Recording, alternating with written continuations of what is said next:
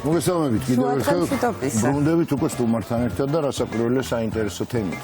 საინტერესო და ძალიან მნიშვნელოვანი თემით. დღეს ვისაუბრებთ სიყვარულზე და სიყვარულთან დაკავშირებით უამრავი კითხვა გვიჩნდება ყოველთვის. როგორ გავიგოთ, რომ გვიყვარს ნამდვილად, შესაძლებელია თუ არა ერთი ნახვით შეგვიყვარდეს, რომელი ტიპის სიყვარულს მიეკუთვნება გრძნობა, რომელსაც მეგობრების ან ოჯახის წევრების მიმართ განვიცდით. ძველმა ბერძნებმა სიყვარულის 8 კატეგორია გამოყეს. თითოეულს აქვს თავისი დასახელება და მათ უმეტესობას სწორედ ბერძნული მითოლოგიის ღმერთების სახელები ქვია. როგორც ამბობენ, სიყვარულის ყველა ეს სახეობა უნიკალური არის. სიყვარული ყველაზე შესაძლო ემოციას უკავშირდება სიხარულით დაწყებული გულის ტკივილით დასრულებული და რამდენი სახის სიყვარული არსებობს. სწორედ ამ თემაზე ჩვენთან დღეს ასაუბროთ მოვიდა ქალბატონი მარინა კაჭარავა, ფსიქოლოგი, რომელთანაც ძალიან დიდი სიამოვნებით ვისაუბრებთ ამ თემაზე და მიხარია რომ გვესწრებთ დღეს. მადლობა პირველ რიგში. მოგესალმებით. და გითხარით, აი საიდან დავიწყოთ ამაზე ლაპარაკი, იმიტომ რომ მართლა რაღაც ბრუნვადი არის სიყვარული და მე მგონი ვერტიკალურიც არის და ყველა მხრივი არის. თუმცა რაღაცა თურმე არსებობს სხვადასხვა კატეგორიები, ხო, ამ ყველაფრის. ამ თემისთვის, იმიტომ რომ მართლაც რაღაც ამის დანაკლისს ალბათ არასდროს არ უნდა განიცდიდეს ადამიანის ისეთი საოცარი გრძნობა. ზოგადად როგორც ამბობენ ბიოქიმიკოსები და მეცნიერები, შეყვარებული ადამიანის თავის ტვინში არის გააქტიურებული 12-ზე მეტი უბანი და ძალიან გავს აი კოკაინით მიღებულ სიამოვნებას. ანუ ლიმბურ სისტემაში ხდება აბსოლუტური გამოყოფა ამ დოპამინის და სეროტონინის. რა თქმა უნდა, ის შემთხვევა არის, რომელიც მე ვახსენე და ადარებენ კოკაინს, ეს არის ნეგატიური კონოტაციის მქონე, იმიტომ რომ მას გაგრძელების შემთხვევაში ადამიანს ზუსტადაც რომ ამის დეფიციტს განიცდის და მერე მუდმივად აგრესიაში ვარდება, ხოლო შეყვარებული ადამიანის თავის ტვინი არის მთლიანად შთაფლული ამ ემოციით და ამ დროს კარგად ვერ აზროვნებს. კარგად ვერ აზროვნებს, იმიტომ რომ არხები სააზროვნო არის გადაკეტილი და ალბათ ხშირად გქონია ადამიანს, რომ როდესაც გადაუვლის ეს გზნობა თუ გადაუვლის, შეიძლება აღმოაჩინოს, რომ საერთოდ ამ ადამიანს არც იცნობს. ან საერთოდ გაუკვირდეს ეს ის არის, ვინც მე მიყვარდა. ზოგჯერ ჩვენივე შექმნილი გვიყვარს ჩვენივე ჩვენს მიერ შარავანდეთში შემოსილი ადამიანი. მაგრამ რა იწვევს ამას? ეს არის აბსოლუტურად ქიმია. ის ქიმია არის, რომელშიც არის ჩართული ჩვენი მოდალობები, როგორც ვიზუალური, ისე აუდიალური და ასევე კინესთეტიკური. რა თქმა უნდა, ხედავ, გესმის ხმა ძალიან მნიშვნელოვანია და ასევე ყნოსვა. აი მე და მარიამმა ვისაუბრეთ ამაზე სწორედ. ეს არის ის ორგანო, რომელიც ესე არ აღიქმება, რომ ვთქვათ, მაინც სუნზე არ არის ლაპარაკი, აქ ან რას უნდა მოასხიან, რას ადამიანი ზოგადად რას ასხივებს. ვიღაცისთვის არის ძალიან მომხიბვლელი და მიმზიდველი და ვიღაცისთვის პირიქით განზიდვას იწვევს, ოღონდ ვერ ხსნის ამას.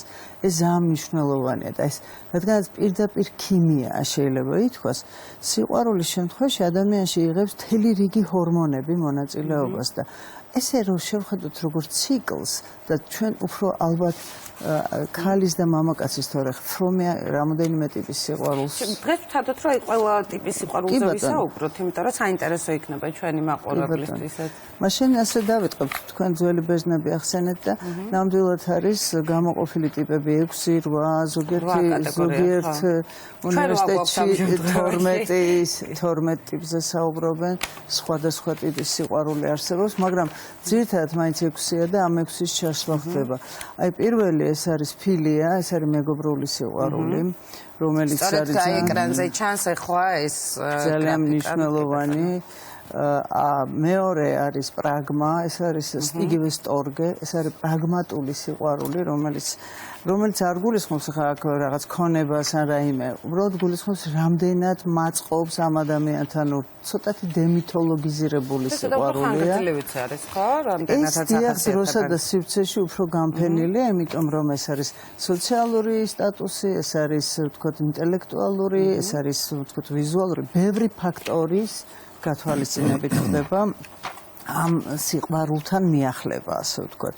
არსებობს მანია, ეგრეთ წოდებული, რომელიც არის მანიაკალური და ეს არის ობსესიური და ამაში შედის ადიქტური სიყვარულის ტიპი, აკვიატებული სიყვარული, როგორც უწოდებენ, ესეც ჩანს ახლა ჩვენს გრაფიკაში. რომელსაც ვთქვათ F-დიაგნოზად ითვლება, ეს ანუ ფსიქიკურ აშლილობად შეიძლება შეითვალოს და არასიყვარულით, აი ადელის სინდრომი არის ესეთი, როდესაც აი ადამიანს უბრალოდ სრულად დაკარგული აქვს რაციონალური აზროვნება და შეიძლება უცნობ ადამიანსაც მოიაზრებს როგორც მის პარტნიორს და ესე ხვდება როგორც მის, რა ვიცი, ან მეუღლეს ან რაღაც ესეთი.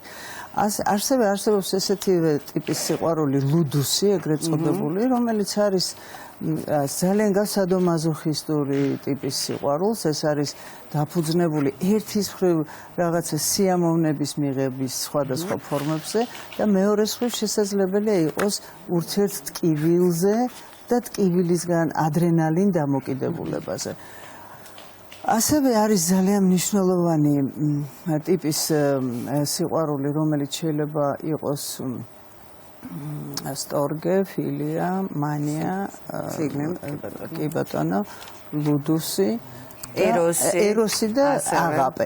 ეხლა ეროსი არის სიყვარული, როდესაც არის ძირითადად ადამიანი მოითხოვს, რომ მე და ის ითხოვს მუდმივად მე პარტნიორისგან და მეორე ადამიანისგან აი ამ გაგრძნობის გამოხატვას და ზოგადად ყველაფერს და შეიძლება ცოტათი ნარცისული ბუნებაც ჰქონდეს და არსებობს აღაპე და აღაპე არის გაცემა, ანუ სიყვარულში შედის ადამიანი კონტრიბუციით თავის გაცემით. მეორეც მხრივ ამას ეძახიან კაცობრიობის მიმართ სიყვარულის შეგრძნებასაც გარკვეულწილად ესეც ხსნიან და სიყვარულს ხა თვითონ რაც არსებობს ადამიანი არსებობს ამაზე საუბარი უფრო პოეზიაში, უფრო ფილოსოფიაში, უფრო ვთქვათ იგივე მხატვრულ ლიტერატურაში არის ფსიქოლოგიაშიც ვიტყვი, იმიტომ რომ ახლა აი ფრომი უძღვნის ძალიან დიდ ნაშრომებს სიყვარულს და მას ის გამოყოფს სწორედ მეგობრულ სიყვარულს, ანუ მოყვასის სიყვარული, რასაც ქვია, მამაშვილურ, დედაშვილურ სიყვარულს, რომელიც არის უნივერსალური სიყვარული, უპირობო,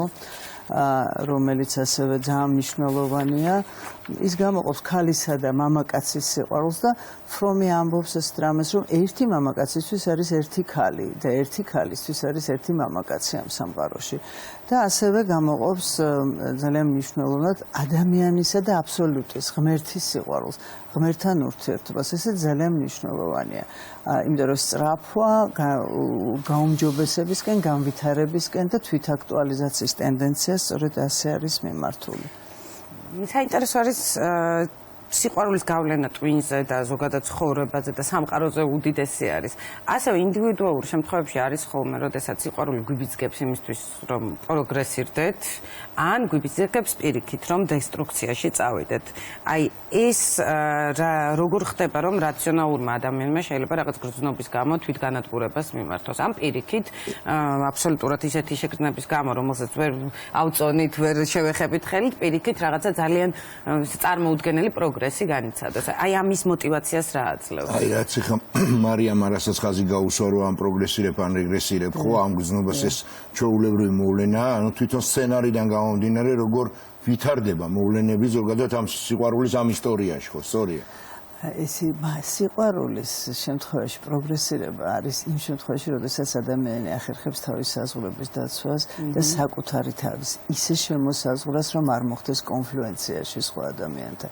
იმიტომ რომ გარკვეული კონფლუენცია ისეც არის ბუნებრივია შეყვარებულ ადამიანებში, მაგრამ თუ კი ის კარგავს საზღვრებს და შესაძლებელია გადავიდეს ადიქტურ ან მანიაკალური ტიპის სიყვარულში, როდესაც აი people pleaser-ებს ეძახიან დღეს ესეთ ადამიანებს, რომლებიც აი უბრალოდ აბსოლუტურ მორგებაზე გადადის, სხვას მოერგოს როგორმე და მისთვის გახდეს მისაღები. აქ ჩართულია ეს დაბალი თვითშეფასება, რომელიც ბავშვობიდან აქ ადამიანს ის ზოგადად ის ტრაუმული გამოცდილება, რაც შეიძლება მას ჰქონდეს და თავისი და მშობლების პატერნის ურთიერთობის, რაც არის მის ოჯახში, ესეც ძალიან მნიშვნელოვანია.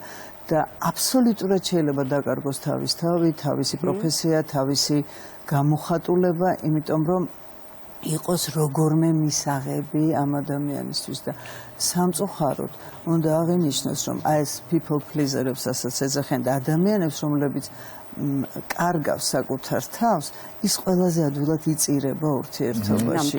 ბევრად უფრო ადვილად წირავენ ეგეთ ადამიანს, ვიდრე ადამიანს, რომელსაც აქვს შენარჩუნებული საკუთარი საზღვარი, ღირსება, პიროვნული ღერძი, საკუთარი პიროვნება, რაც ძალიან მნიშვნელოვანია. სიყვარულში აუცილებლად მოიაზრება თავგანწირვა, მოიაზრება მე შენი გულისთვის რაღაცას ვაკეთებ, მაგრამ სინამდვილეში დავუბრუნდეთ ადამიანი ყველაფერს თავის გულისთვის აკეთებს. სიკეთესაც საკუთარ თავს უკეთებ და ბოროტებასაც. ჩემი თავისთვის მიყვარხარ და ჩემი თავისთვის თუ არ მიყვარხარ, მაგრამ აი ეს ძალიან მნიშვნელოვანია ეს გაცემა, აღაპე, წეღარაც ბრძანეთ ამ ტიპის სიყვარული, როდესაც შენ შეგიძლია გასცე ჩადო კონტრიბუცია ამ ურთიერთობაში და ზოგჯერ არც დაელოდო პასუხს. პასუხი აუცილებლად მოვა. სამყარო არ დატოვებს ადამიანს ისე რა თქმა უნდა, იმიტომ რომ არაფერი, აი წეღარով საუბრობდით, თმა იქნება, კანი იქნება თუ ნებისმიერი უჯრედის დონეზე ხდება გაჯერება ამ ემოციით. ნებისმიერი ემოცია, როგორც შიშით, ბრაზით, ასევე სიყვარული. შეყვარებული ადამიანის ყოველ უჯრედში არის ეს სიყვარული. და მინდა აუცილებლად ვისაუბროთ ერთ-ერთ მთავარ სიყვარულზე, რომელზეც სხვათა შორის ძველი ბერძნები ვახსენეთ და ერთ-ერთი პირველი თეორია სწორედ ამ სიყვარულთან დაკავშირებით ძველ ბერძნებს ეკუთვნით და ისინი მოგვიწოდებდნენ ყოველთვის, რომ საკუთარი თავის სიყვარული, რაც ხშირ შემთხვევაში გვავიწყდება ხოლმე. თუმცა ალბათ აი საწყისი სწორედ აი ამ რაღაც პიროვნული ღერძის არ დაკარგვის ერთ-ერთი წინაპირობა და ფილაუტიას, რასაც უწოდებენ, აი ამ ავტონომიის არსებობას უზრუნველყოფს და გვეხმარება სწორედ ჩვენ თავის სიყვარული. აი ეს არის ალბათ ყველაზე რთული თემა, რაზეც შეიძლება ვისაუბროთ, როგორ ვისწავლოთ ეს. აი ვის როგორ ესმის საკუთარი თავის სიყვარული, ძალიან მნიშვნელოვანი. აი ქრისტიანობაში არის ესეთი გიყვარდეს მოყვასი როგორც თავი თვისი, ხო? ესე იგი საკუთარი თავი თუ არ გიყვარს, მოყვასიც არ გიყვარს. და რა არის ის, რაც შენი თავისთვის გინდა და რასაც ისურვებდი, ალბათ ისე ექცევი სხვას, როგორც გინდა რომ შენ მოგექცენ, ეს ფორმულა ხო არსებობს. და არსებობს კიდევ ერთი ფორმულა, ისე მოექეცი შენ თავს, როგორც შენ ექცევი ძალიან საპატივსაცემო ადამიანს შენთვის. ვისაც ყავს ეგეთი ადამიანები. ანუ საკუთარი თავის მიღება არის ძალიან მნიშვნელოვანი, საკუთარი თავის კონტურის, საზღვრების შემოხაზვა, იგივე სურვილების, მოთხოვნილებების, მიზნების, ანუ მე ვინ ვარ? აი ხუთ კითხვაზე მაინც გასცეს ადამიანმა მინიმუმ პასუხი თავის ცხოვრებაში, თვითცნობიერების ასამაღლება, ვინ ვარ, როგორი ვარ, რა მინდა, რა ჭირდება და რა შემიძლია. აი რაღაცა უნდა ადამიანს საკუთარ თავზე წარმოდგენა უნდა ქონდეს იმისთვის, რომ ნებისმიერ ურთიერთობაში შევიდეს. არ უნდა დაკარგოს ეს საკუთარი თავი, თუმცა ეს თუ არის არჩევანი და მე თუ ჩემი არჩევანით ვაკეთებ იმას, რომ ვაკეთებ მორგებას მთლიანად სხვა ადამიანზე, ესეც შეიძლება ძალიან დიდი ბედნიერება იყოს, სხვათა შორის ყოლია ესეთი მოზარდები, რომთაც უთქვამს, რომ მე არ მომწონს ჩემი მშობლების ურთიერთობა და მე მინდა რომ ისინი არ იყვნენ ერთად და მე მიკითხავს, რომ ის ხომ იმათი ურთიერთობაა და მათ თუ მოწონთ ეს ურთიერთობა და ისინი თუ კარგად არიან, არ არიან კარგად მეუბნება და ეს ხო მაშინ არჩევანია მათი და ეს არჩევანი ხო საპატივსაცემოა. ადამიანმა თვითონ უნდა აირჩიოს, როგორ იცხოვროს, ხო? ხო, ეს შემთხვევაში ეს საზღვრები ძალიან ადვილად იკარგება, როდის არის ურთიერთობა მხოლოდ ორ ადამიანს შორის ნებისმიერი სახის და როდის არის უკვე რაღაცა გარემოზე დამოკიდებული, შემოდიან ოჯახის წევრები, ახლობლები, მათი მოსაზრებები და ესეც ძალიან აზიანებს. თვითონ ურთიერთობაში არაფრით არ შემეძლია, რა თქმა არის გარკვეული ციკლები, იცით? აი ეს ციკლი თუ ჩვენ ეს კრიზისი თუ გამოვტოვეთ და თუ ვერ გავიარეთ, მე კრიზისში ფიქსაცია ხდება. ხა რას გულისხმობ ამაში? იცით, თუ ავიღებთ იმას, რომ ის პეპლები მუცელში, რომელიც აქვს ადამიანს, მას აქვს ვადა თავისი. ერთი, ორი, მაქსიმუმ 3 წელი. 3 წელიწადში აი საინტერესო. ისეთი ჰორმონები შემოდიან ასპარეზზე, რომლებიც არიან პასუხისგებლები ერთგულებასა და მეგობრობაზე. ეს ჰორმონები, რომელსაც მაგალითად დედა ბავშვს რო რძეს აჭმევს, ეს ვაზოპრესინი, ოქსიტოცინი, ალბათ არ არის საჭირო ამ ჰორმონების დასახელება. ზუსტად ეს ჰორმონები, რომელიც უსაფრთხოებას, დაცულობას ადამიანში შემოიტანს და ურთიერთობაში ეს არის ძალიან მნიშვნელოვანი, როდესაც არის უსაფრთხო ურთიერთობა, დაცული ადამიანი, ის გრძნობს, რომ მას ხედავენ, მისი ესმით, ის არის ძვირფასი, მნიშვნელოვანი და ამაში, როდესაც გადაიზრდება, ეს ურთიერთობა არის მყარი. რა თქმა უნდა, ის გადარესტარტება, ეგრეთ წოდებული, საჭიროა და წყვილში აუცილებლად უნდა იყოს სასურველობა მუდმივად და ალბათ ორივე ადამიანი უნდა ცდილობდეს, რომ არ დაკარგოს თავისი არც გარეგნული ფორმა, არც განვითარება, არც განათლება, არც შინაარსი, იმიტომ რომ ძალიან მნიშვნელოვანია ეს ყოველივე ურთიერთობის დროს, როდესაც ერთი ვითარდება და მეორე არ, ან ვერ. ამ შემთხვევაში შეიძლება რაღაც დისონანსი მოხდეს მათ შორის. ეს მე მგონი ხდება მეგობრულ ურთიერთობაშიც, ეს არ არის ნებისმიერ ურთიერთობაში. ყველას მიესადაგება. სხვათა შორის ოჯახში დედა-შვილთანაც მშობელი თუ ვერ ეწევა ბავშვის, აი ხო ერთის ბავშვი უნდა დაგვეწიოს ჩვენ, მაგრამ ჩვენც უნდა დავეწიოთ მათ რაღაცაში, იმიტომ რომ რაღაც არის ისეთი, რასაც შეიძლება ვერ იგებ და როგორც ვერ იგებდნენ ჩვენი მშობლები. ან არ მოგწონს ის მუსიკა, რასაც უსმენენ და ვთქვათ, არ მოგწონს ის ფერები ან ჩაცმულობა ან სტილი და ამ დროს აი ესეთი პირდაპირი დაჯახება, რომ ეს რა უგემოვნება, არაფრით არ შეიძლება. უნდა მოხდეს მათთან საუბარი, აჩვენო შენ რა მოგწონს, აუხსნა რატომ მოგწონს, იმანაც გითხრას რატომ. აი ეს კონტაქტი არ უნდა დაიკარგოს, იმიტომ რომ ურთიერთობა არ არის მარტო პეპლები მუცელში და ქიმია, რომელიც შეიძლება რაღაც პერიოდი იყოს და ეს მნიშვნელოვანია, მაგრამ გარკვეული პერიოდის მერე ეს გადადის აი იმ დიდ სიყვარულში, რომელიც აი წეგან პრაგმა სტორგერო ვახსენეთ, ეს არის ის, როდესაც ადამიანი შეიძლება აი რაღაც უფრო დაბალ გაზზე, მაგრამ აი რაღაცნაირად მუდმივი უფრო სტაბილურობაში გადადის და არის ერთგულება, მეგობრობა, ურთიერთობა და რომ გიხარია მისი დანახვა.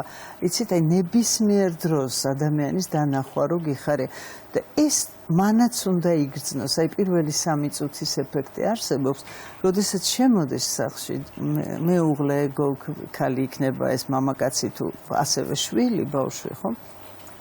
რომ გააღებს კარებს და შემოვა, მას რომ ბედნიერი სახე ხვდება, გახარებული მისი დანახვით, ის იფსება მთლიანად. მას უნდება რომ გააზიაროს თავისი დღე და თუ ეს არ ხდება და არავის მისთვის არ ცალია, მან შეიძლება იფიქროს, რომ გინდა მოსულ ვარ და გინდა არა, ჩემი მარტო ფული უნდათ ამათან მე არაფერს არ წარმოვადგენ და ყველა არა ინტერესებს ჩემი დღე, ხო, არა ჩვეულებრივი.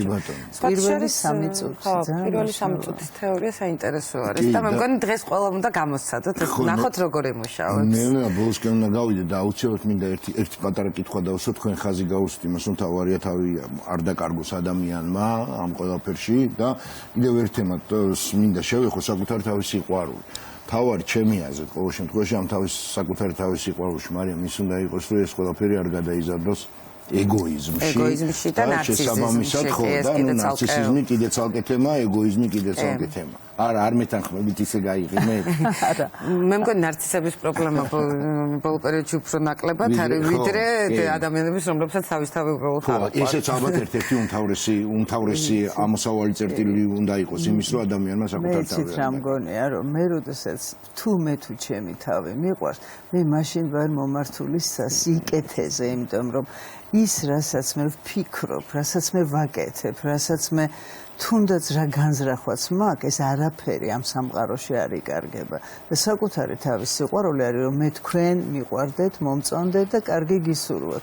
ამაზე უფრო მეტად საკუთარი თავი როგორ უნდა შეგიყვარდეს, იმიტომ რომ ყველა სხვა შემთხვევაში თქვენ რაც ბრძანეთ ის ეგოიზმი იქნება თუ ნარცისული ელემენტები ყველა ჩვენთაგანში არის, ბუნებრივია ეს ბირთვი, მაგრამ მთავარი ადამიანმა გაიაზროს თავისი არსებობის მიზანი, საზრისი თუ ვინ არის ის და რამდენად დიდია ადამიანი ამ სამყაროში, რამდენად ქმნილება არის საოცარი და მას აქვს ძალიან დიდი მისია და ეს მისია სხვათა შორის არის სწორედ სიყვარული, არის ურთიერთობები, არის ადამიანობა, არის სხვისი მიღება, მიტევება და ასე შემდეგ და სიყვარულში ეს ყველაფერი შედის. ძალიან დიდი მადლობა. ძალიან დიდი მადლობა საინტერესო საუბრისთვის. თან ძალიან სერიოზულ თემაზე მადლობა ისე საინტერესოთ რომ მე პირადად კიდე რამდენიმე საათი მოგისმენდით დიდი სიამოვნებით. ნამდვილად ასეა, მადლობა.